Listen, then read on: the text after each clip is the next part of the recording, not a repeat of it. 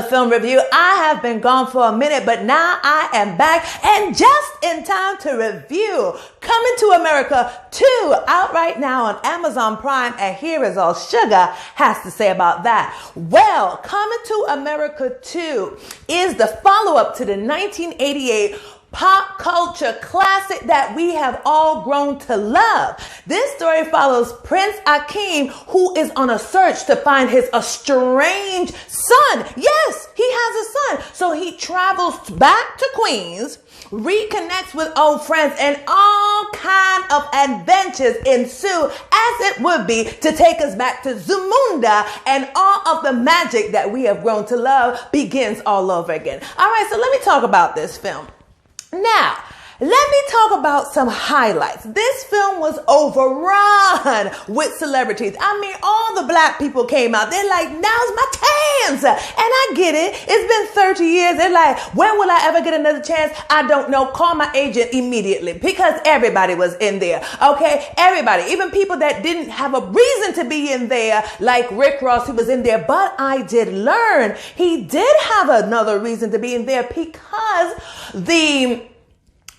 the mansion that is featured in the film is Rick Ross' mansion in Atlanta. Come on, brother, opening those doors to the black people of Zamunda. But let me tell you something, okay? He had about 5 lines, right? And he did not at all apply himself with any type of accent. I was like, brother, did you not want to attend any accent class? Did you not watch the YouTube clip? Did you not work with the coach? You only had five lines. Can you give me some kind of accent? I guess he was like, nope, my house is all you get. Fine, whatever. So everybody was in there, and we had an overrun amount of product placement. I said, okay, Eddie Murphy, 30 years later, I'm about to get them coins. I can't be mad at you. I mean, we had product placement from Fashion Nova, from Puma, Crown Royal, which I guess that's fitting. It is the royal family. And we also had some political statements going all up and through there. But I will say,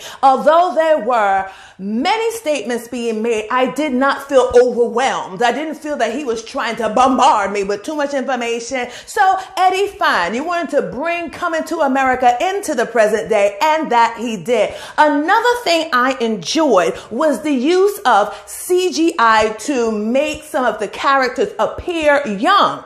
Now, sometimes that can be a hit or a miss, but in this case, it did work. It was not overused, and the use of the CGI in this instance allowed both films to come together in a brilliant, cohesive manner. Because when we open up, we're like, hold up now, you have a son, I'm confused, but in true Eddie Murphy fashion, he seamlessly brings both stories together, and then you're like, okay, I understand what is going on there. What I did not like about this film was the backstory, including his son. Now, I'm not going to tell y'all because I don't want to ruin it. I could have done without that. One thing that producing a film now in the 21st century in comparison to producing a film back in the 80s, you had to work harder back in the 80s. You didn't have CGI. You didn't have all of these wonderful amenities that people have to work with. So you have to really apply your creativity. And now that there's so many different things available, I find that there's a huge lack of storytelling being utilized. The actual craft of telling a real love story is missed. So y'all will see for yourself. I could have done without that. It was too rushed, and I'm like, what they doing here? But let me tell you who I did enjoy and who made the film for me. Wesley Snipes. Oh my goodness, that brother damn did steal the show. He was so funny, brought me such joy, full jubilation, all the giggles. He definitely attended all of his accent classes. He gave me everything. He endowed his costume, his hair, his character. Eddie Murphy, thank you so much for bringing us Wesley Snipes yet again, because he was magnificent.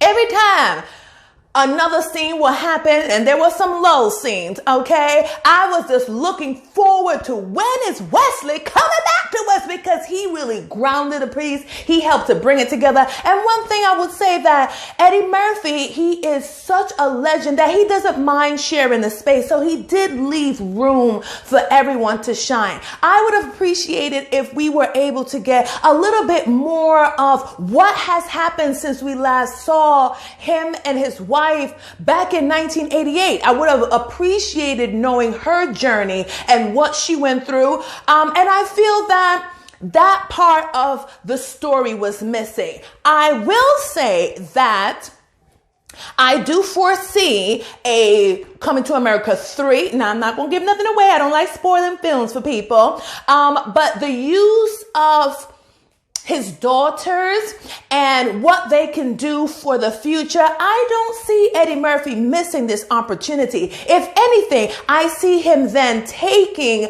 Coming to America into the future and what that story looks like. So I'm very excited. So Eddie, if you're watching this, I will be looking out with the good eye because I do know that you know how to spot talent and you know how to take us forward clearly because you have been acting since the 80s and you are still here and everybody is excited to be back in Zamunda. I give this film a B.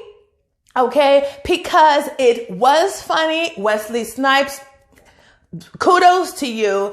It will definitely give you enjoyment. There are some lulls in it. I could do without the sun, but overall, you will definitely enjoy this piece. You will definitely feel nostalgic, and you'll be ready to see whenever Eddie decides to announce to us that there'll be a Coming to America 3. And don't forget that Shuga said that. So that's about all I have to say about that. Remember, it is playing right now on Amazon Prime, and due to Corona, we all have Prime, so there's no reason why you shouldn't tune in. So get up on the good foot so that you are in the loop. And that's about all Shuga has to say about that.